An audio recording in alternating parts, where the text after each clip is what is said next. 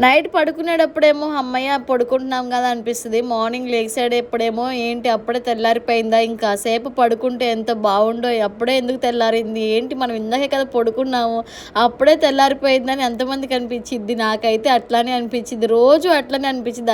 ఒక్కరోజు అని కాదు, రోజు కూడా అయ్యో అప్పుడే తెల్లారిపోయింది, మనం ఇందాకే కదా పడుకున్నాం, ఇంకాసేపు పడుకుంటాను ప్లీజ్ అనిపించింది. కానీ నా చుట్టూ నా గిన్నెలు, నా అంట్లు, నా వంట, నా బట్టలు అన్నీ అట్లా ఎదురుగా కనిపిస్తూ ఉంటాయి. పని మొత్తం అబ్బో ఇవన్నీ చేసుకొని డ్యూటీకి వెళ్ళాలిగా, ఇంకా లే అని మళ్ళీ నాకు నేనే నచ్చ చెప్పుకొని లేచి మంచం మీద నుంచి లేచి ఫస్ట్ అయితే హాట్ వాటర్ తాగేసి ఇల్లు గుమ్మలు ఊడ్చుకొని ఇంకా పని అయితే స్టార్ట్ చేసేసుకుంటాను.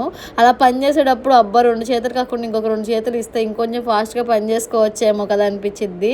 ఈ 2 చేతులు ఉంటేనే మనల్ని బతకనివి కూడా రెస్ట్ లేకుండా ఏదో పని చెప్తున్నారు కదా. ఇంకొక 2 చేతులు మనకి ఎక్స్ట్రా వచ్చినాయి అంటే వాటికి తగ్గ ఇంకో ఎక్స్ట్రా 2 పనులు మనకి తగులుకుంటాయి. వద్దులే ఈ 2 చేతులు సరిపెట్టుకుందాం, అయినా దేవుడు మన అన్ని ఆలోచించే చేస్తాడులే, ఎన్ని చేతులు ఇవ్వాలో ఎన్ని కాళ్ళు ఇవ్వాలో అని అనుకుంటూ ఉంటానన్నమాట. నేను పని చేసుకునేటప్పుడు ఒక్కదాన్ని మాట్లాడుకుంటూ ఉంటాను. లేకపోతే మా ఆయన గారు నాతో వచ్చి ఒక్కొక్కసారి మాట్లాడతారు.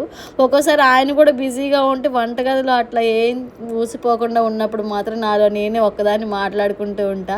ఈరోజు ఇడ్లీ వేస్తే గిన్నెలు ఎక్కువైపోతాయి అని చెప్పేసి దిబ్బరొట్లు వేసేస్తున్నాను. నిజం చెప్పాలంటే తినాలి అనిపించిందిలేండి. ఉల్లిపాయ, పచ్చిమిరపకాయ, జీలకర్ర, కొంచెం కొత్తిమీర, క్యారెట్ తురుము అన్నీ వేసి ఇలా దిబ్బరొట్టు వేస్తే చాలా బాగుంటుంది. చిన్నప్పుడు ఎవరికైనా సరే టైంపాస్గా ఏదైనా స్నాక్ తినాలి అంటే ఇడ్లీ పిండితో రోజు ఇడ్లీ అట్టేసుకొని పెట్టి తినేవాళ్ళం మేమైతే. మరి మీరు చిన్నప్పుడు స్నాక్స్గా తినాలంటే ఏం తినేవాళ్ళ కామెంట్ చేయండి. మా ఆయన గారు అయితే ఇట్లా ఇడ్లీ పిండి దోశ వేసినప్పుడల్లా వాళ్ళ అమ్మగారిని జ్ఞాపకం చేసుకుంటారు, గుర్తు చేసుకుంటారు. పైనే ఉంటారులేండి, పైన అంటే వాళ్ళ ఇంట్లో ఉంటారు.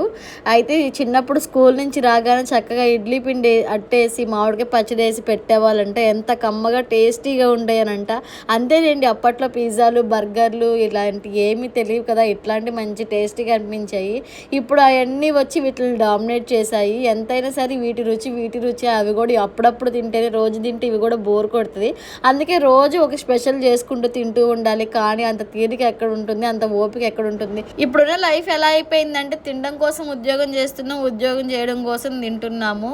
నా అందరి లైఫ్ ఏమో తెలియదు కానీ నా లైఫ్ అయితే అట్లాగే అయిపోయింది. పొద్దున్న లెగుస్తాను, కిచెన్లోకి వెళ్తాను, మళ్ళీ షాప్కి వెళ్తాను, మళ్ళీ వస్తాను, మళ్ళీ కిచెన్లోకి వెళ్తాను, మళ్ళీ పడుకుంటాను, మళ్ళీ కిచెన్లోకి వెళ్తాను, మళ్ళీ డ్యూటీకి వెళ్తాను.